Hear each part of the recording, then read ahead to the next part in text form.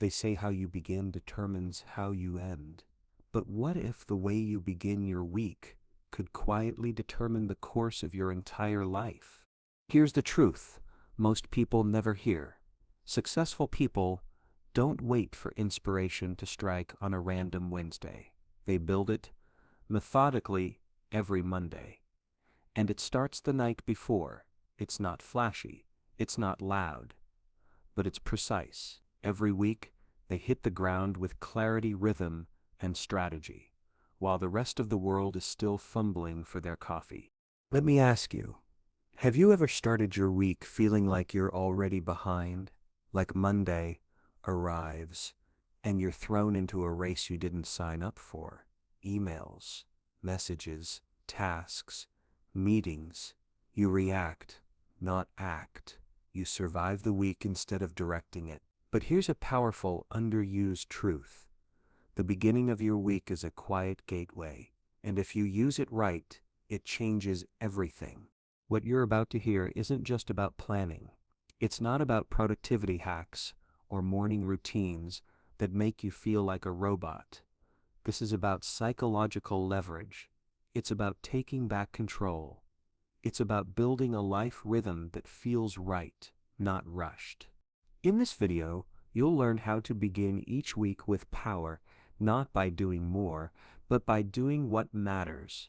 We're going to dive into some of the most overlooked methods used by high performers, thinkers, creators, and even ancient philosophers. You'll hear techniques that have helped thousands recalibrate their time, purpose, and mindset long before the world even wakes up on Monday morning.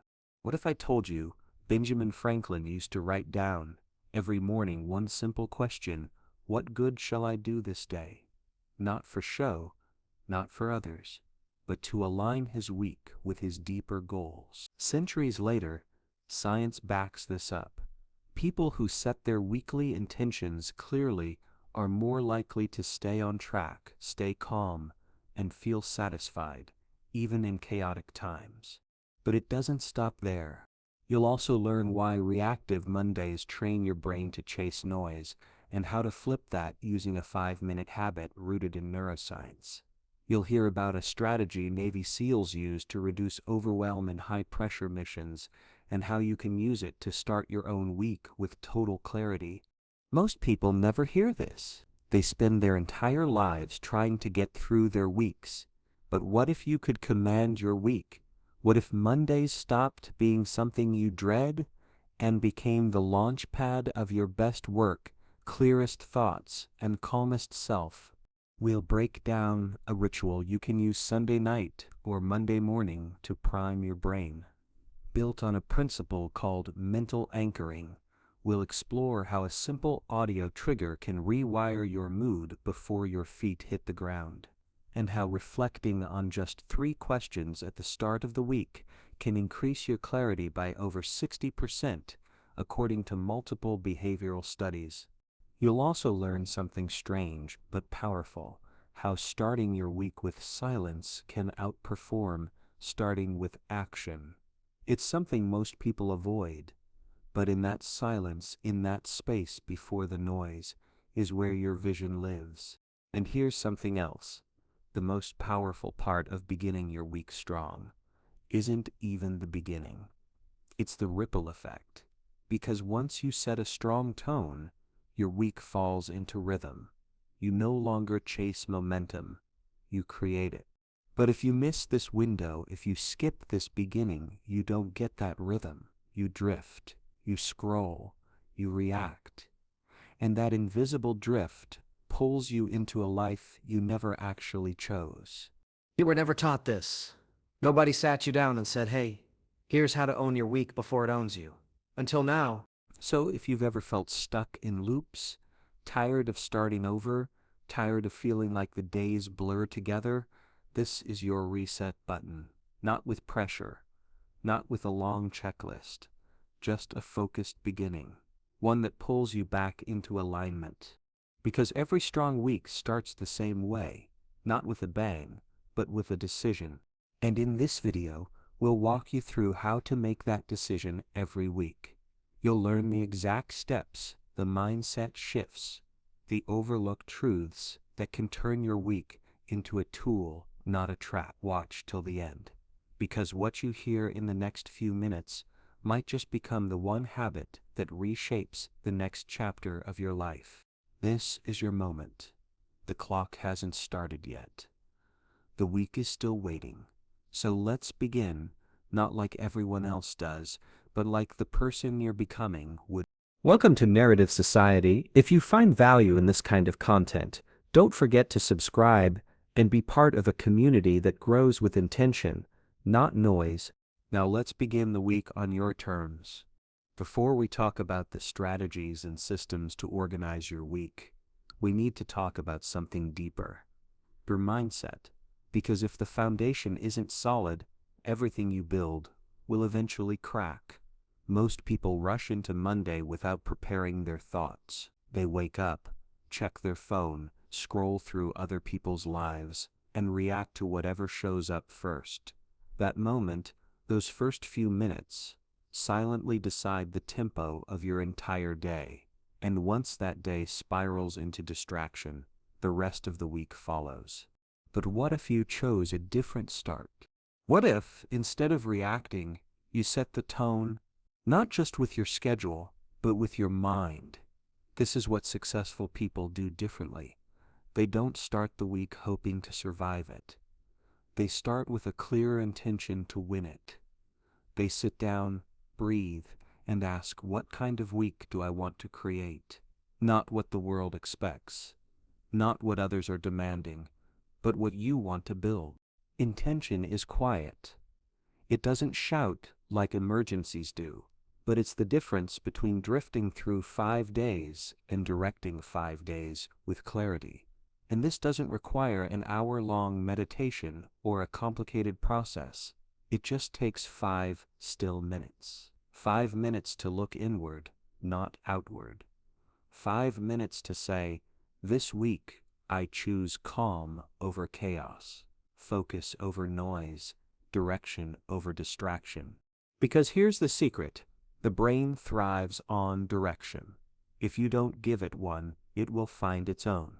And usually, that direction is set by anxiety, notifications, or pressure. But when you begin your week with mindful intention, you take the wheel. You tell your mind, here's where we're going. And then you go. This mindset shift isn't just motivational fluff. It's backed by cognitive science.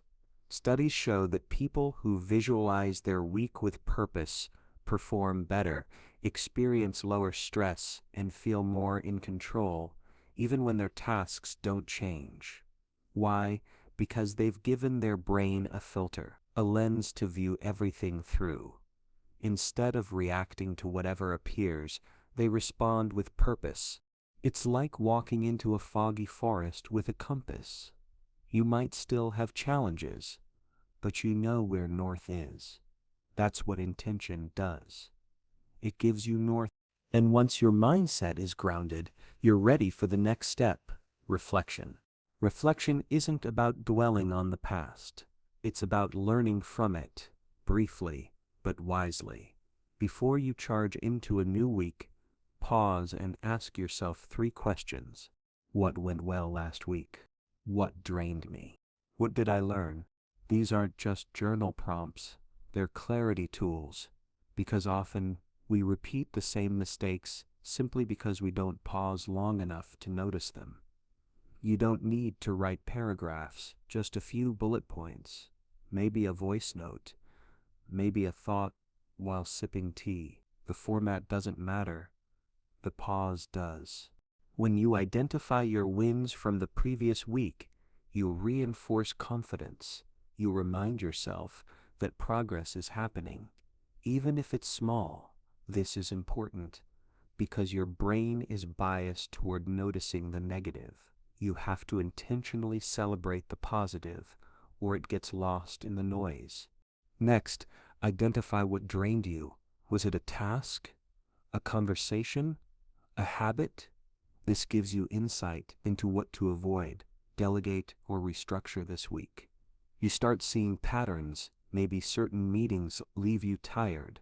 Maybe scrolling too much in the evening ruins your sleep. These patterns, once spotted, can be broken. And then the gold, what did I learn? Not every lesson is big or dramatic. Sometimes it's subtle. Maybe you learned that exercising in the morning works better for you than in the evening. Maybe you discovered that leaving 1 hour unscheduled in your day helped you think better. These micro insights, collected week after week, build a smarter, calmer version of you. Now that reflection is done, you're ready to plan, but don't overdo it. Here's where many people go wrong. They list out 27 goals, a dozen habits, and a color-coded calendar, and by Wednesday, they're drowning in their own expectation. You don't need to conquer the world. You just need to move forward with clarity. And for that, choose 2 to 3 meaningful goals for the week. These aren't just tasks. These are your North Stars. Think of them as guiding intentions. For example, write the first chapter of my project. Work out 3 times this week. Spend 1 evening tech-free with family. These aren't massive, but they're meaningful.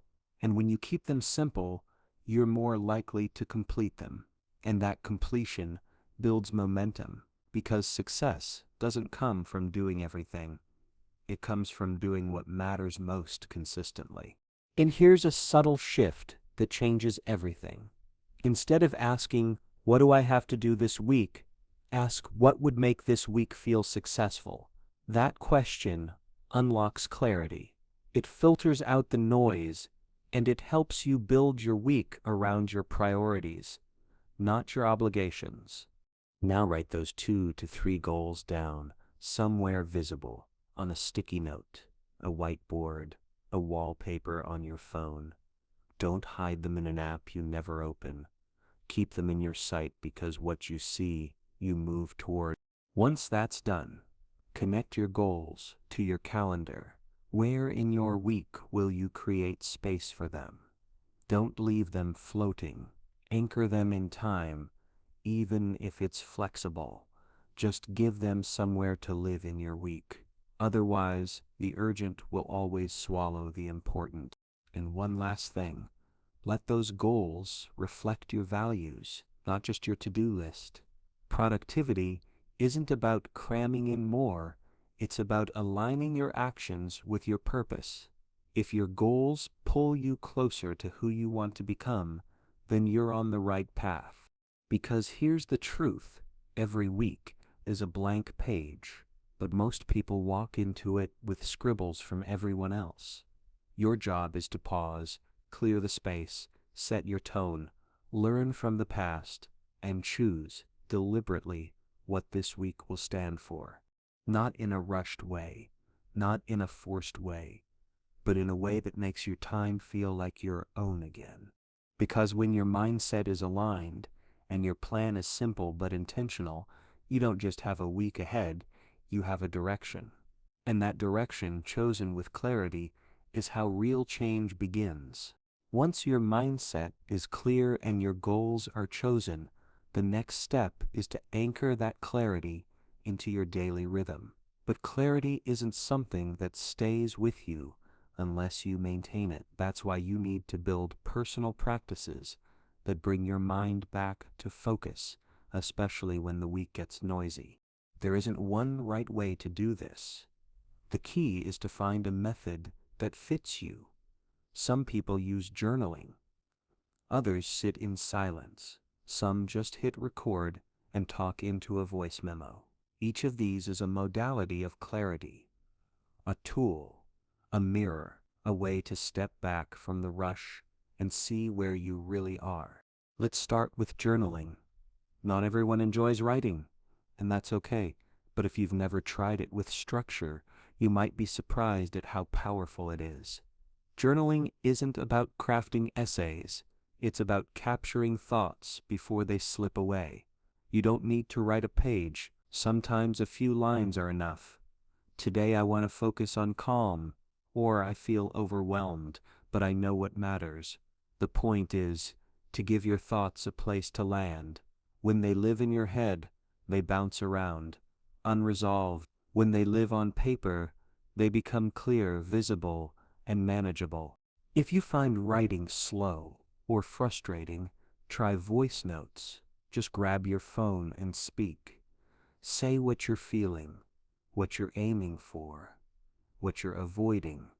Talk like you're giving advice to your future self. When you listen back, it's often easier to spot your patterns, your fears, your insights, your blind spots. This is especially helpful for people who process ideas better out loud than in writing. And then there's silence, the forgotten clarity tool. We underestimate how much noise we're surrounded by. From the moment we wake up, we're absorbing sound, notifications, news, chatter. Silence is rare now, but it's powerful. Just sitting quietly for 5 minutes, eyes closed, no music, no tasks can reset your mind more than anything else. In silence, your brain starts to organize itself. You notice what's actually bothering you. You recognize what truly matters. Sometimes clarity doesn't come from adding another tool. It comes from pausing. Try each of these methods. Experiment.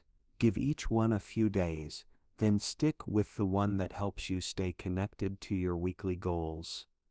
The best clarity tool is the one you'll actually use. Once you've found your method, the next challenge is consistency. Most people lose momentum not because their goals are unclear, but because their practices aren't rooted in their routine. That's where habit stacking becomes essential. Habit stacking is a simple principle. Attach a new habit to an old one.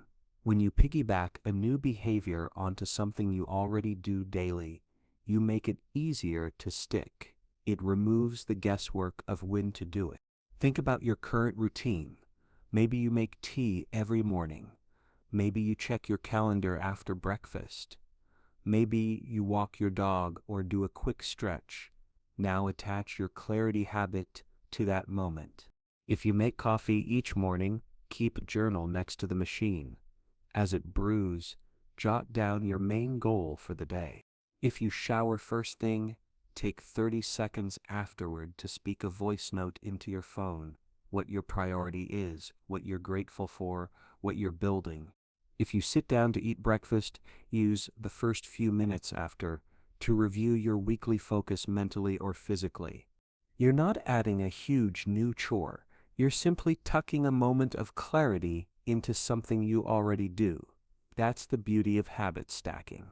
It blends into your life without demanding more time or energy. It's also flexible. Some people do it at night, right after brushing their teeth. They reflect on the day and recalibrate for tomorrow. Others prefer midday resets. When they take a walk or break from work, they check in on their goals. There's no single rule, only rhythm. The real benefit of habit stacking is that it helps your clarity practices survive real life. Because motivation fades, willpower gets tired, but habits hold the line when everything else fails. And if your clarity habit becomes automatic, like brushing your teeth or locking your door, then you protect your focus even on the busiest days. Another helpful tip is using physical anchors. If you want to journal after breakfast, leave your notebook on the table where you eat.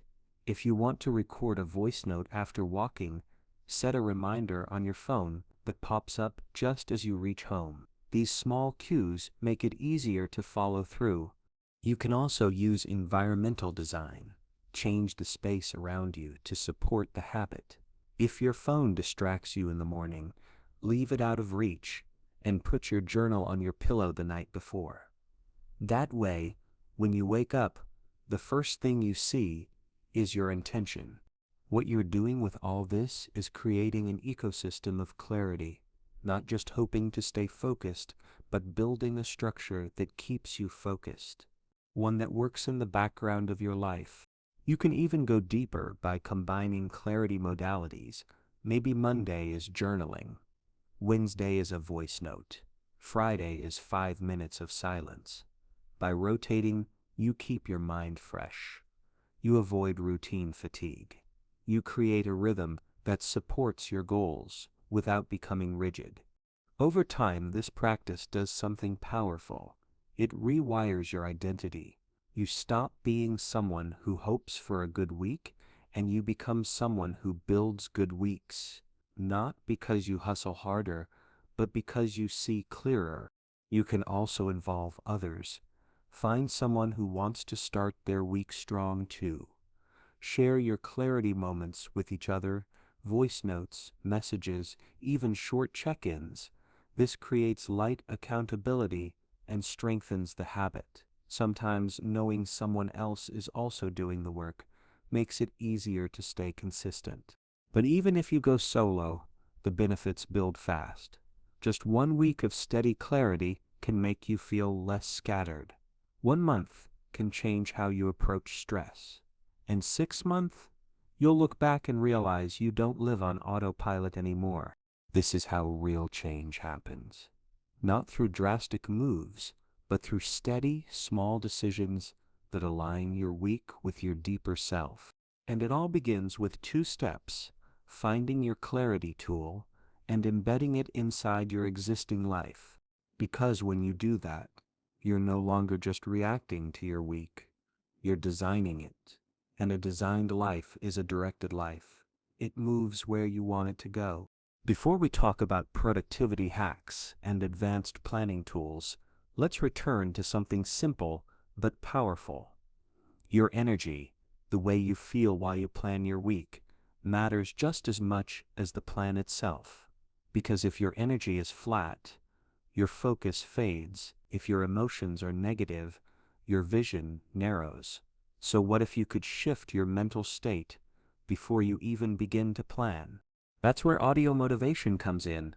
Not a podcast, not a long lecture, just a short burst of intentional, uplifting sound, a motivational audiobook clip.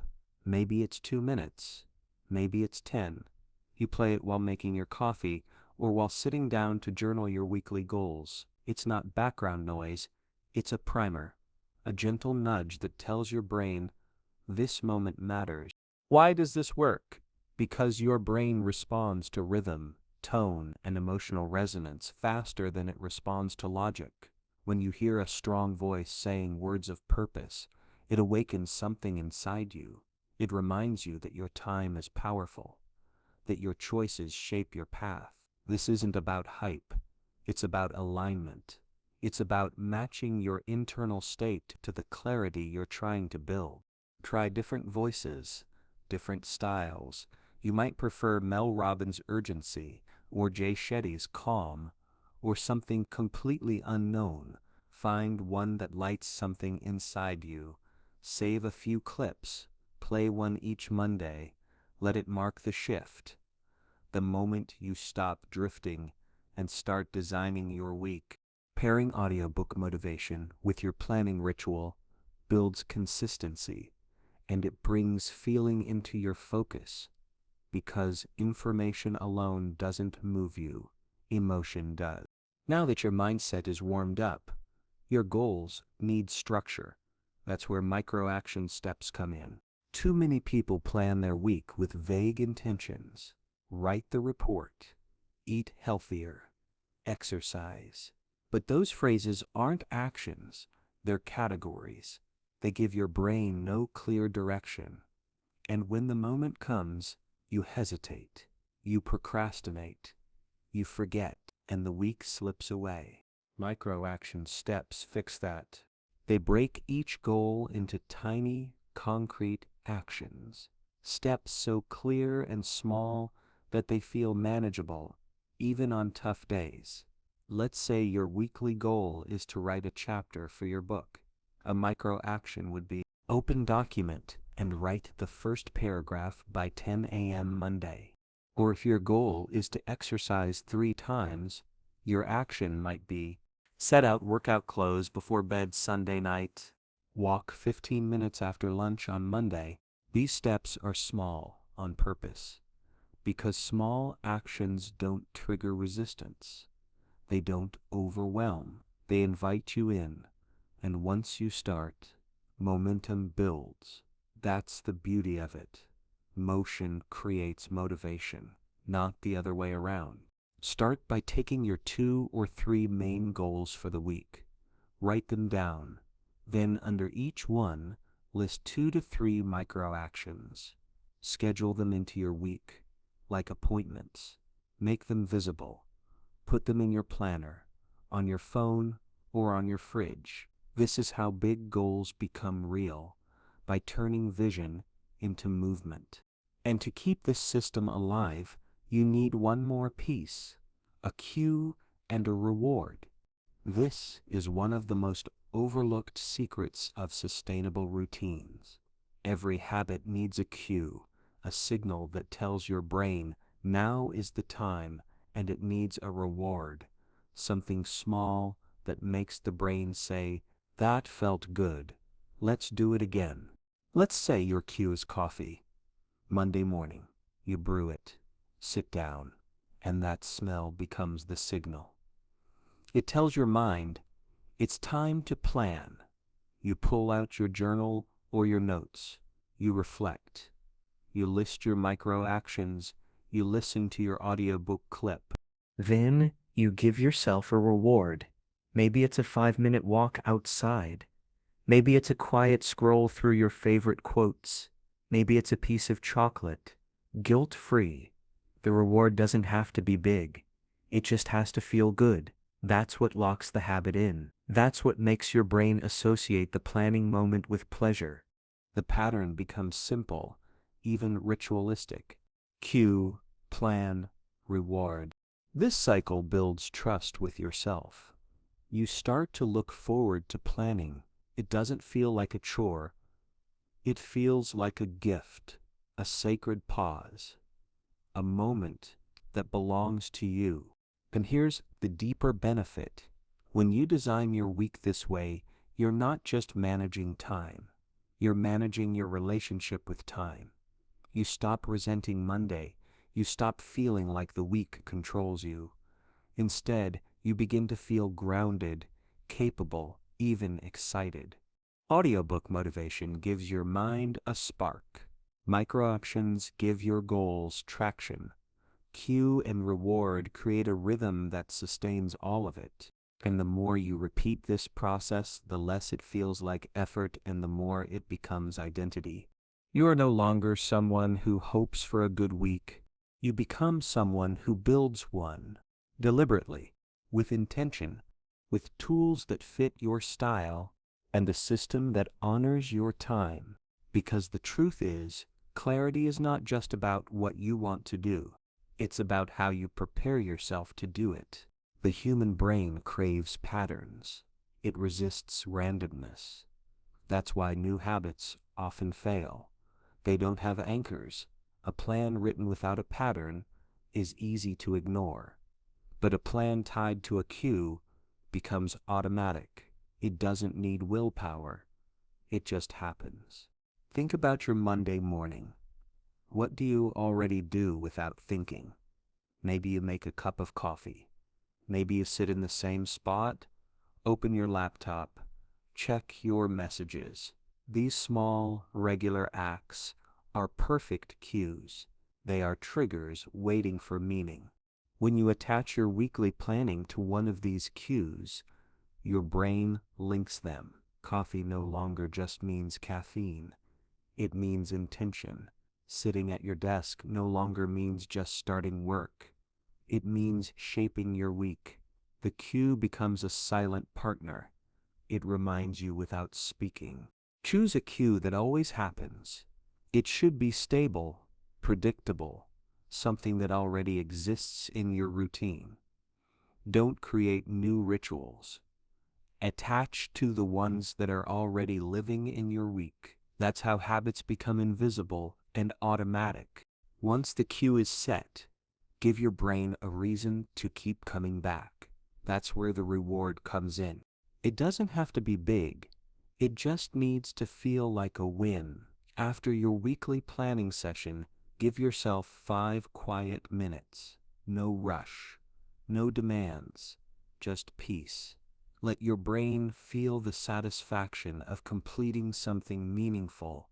You can also use music, one uplifting song, something that signals joy, or step outside, feel the sun, breathe deeply. These moments reinforce the habit. Your mind begins to associate planning with pleasure, not pressure. The reward can be internal too. A simple thought like "I showed up for myself today." That feeling sticks. It rewires how you see Mondays. They stop being something to survive and start becoming something you own. When cue and reward are in place, you're no longer forcing discipline. You're building a loop that runs itself. And here's where it gets even deeper. The motivation that starts your week should not disappear by Tuesday. Too often, we make a great plan Monday morning and forget it by Wednesday afternoon. The clarity fades. The energy dips. The goals get buried under noise. But there's a fix: audio accountability. Just like you used an audiobook or a short motivational track to boost your focus at the beginning of the week, you can use that same voice to check in. Instead of just hearing words and forgetting them, use them as a mirror, a voice that echoes, "Did I live out what I planned?" Midweek, maybe on Wednesday morning or during lunch, replay the same track you used on Monday. Let it bring the original feeling back. Then ask yourself one question: did I follow through? No shame, no judgment, just curiosity. What worked? What didn't? Are you still aligned with the intention you set at the start of the week? Did the micro actions move forward? Did your mood shift? What distractions pulled you off course? This kind of midweek reflection doesn't need to take more than 5 minutes. You can speak it into a voice note. You can write it on a sticky note, or just pause for a moment and think. If you acted on your intention, celebrate it. Let that acknowledgement fuel the second half of your week. If you drifted, don't panic. It's not failure. It's just data. Now you know. And knowing lets you course correct. The audiobook becomes more than motivation. It becomes your anchor, a voice that returns you to your path, a prompt that asks gently, "Are you being who you plan to be?" This is accountability without pressure. It's internal, personal, and flexible. You're not answering to a boss. You're answering to your own standard. You can even create a simple structure: Monday, intention; Wednesday, reflection; Friday, review. Each with the same audio cue, the same track. Over time, those few minutes of sound will shape your mental state automatically. Like a song that transports you, the repetition builds meaning. Repetition is power. When the same voice guides you across the week, your goals feel less scattered. You don't live in fragmented days. You live in a connected rhythm, a flow, with a beginning, middle, and end. And if you find your energy fading, change the voice, rotate the audiobook, find a message that speaks to where you are now. Sometimes, all it takes is one sentence to bring you back. Maybe it's a reminder: you don't rise to your goals. You fall to your systems. Or a push: stop waiting for motivation. Start acting with intention. Or a whisper: who you become depends on how you start your week. Let these voices walk with you. Let them be more than inspiration. Let them be reminders of the person you are becoming. When cue and reward set your foundation, when audio motivation lights the spark, and when audio accountability brings you back to center, your week stops being a storm of random actions. It becomes a story, a structure, a steady build, one step at a time, one voice at a time, one reflection that shapes everything that follows. Structure gives clarity, but only if it breathes. A weekly plan that is written and forgotten becomes useless. Life moves fast. Priorities shift. Energy changes. That's why a midweek review is essential. It's not a chore. It's your managerial routine, the system that keeps your week alive and responsive. Think of it like being the manager of your own time. On Monday, you made your plan. By Wednesday, it's time to check in. Not just emotionally, but practically. You're the team and the team leader. You pause to see what's working, what needs adjusting. This doesn't need to be a formal meeting.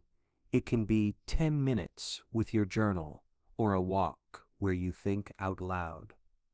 You scan your calendar, your actions, your focus. Are your top goals getting time and attention, or did they slip under the weight of urgency? Sometimes you'll find you planned too much. That's not failure, that's data. Move a few tasks, resize your goals, give yourself space where you need it. Other times, you'll discover that something important didn't happen because you didn't make it easy. The task was too vague, or the environment didn't support it. Now you know, now you tweak. This kind of review builds momentum. It keeps your week from dying in silence. Most people don't fall off track because they don't care. They fall off because they didn't pause to realign. A good manager doesn't panic when plans shift. They adapt, they ask questions, they optimize the rest of the time available. And you can too, by simply asking midweek, where am I now compared to where I aimed on Monday? When you run your week like this, with check-ins and honest adjustments, you create motion. You become flexible without losing direction. And then comes the final phase. The part most people ignore, the wrap-up. Friday is not just the end of a work week. It's the close of a cycle, a moment to seal what happened, harvest what worked, and plant seeds for what's next.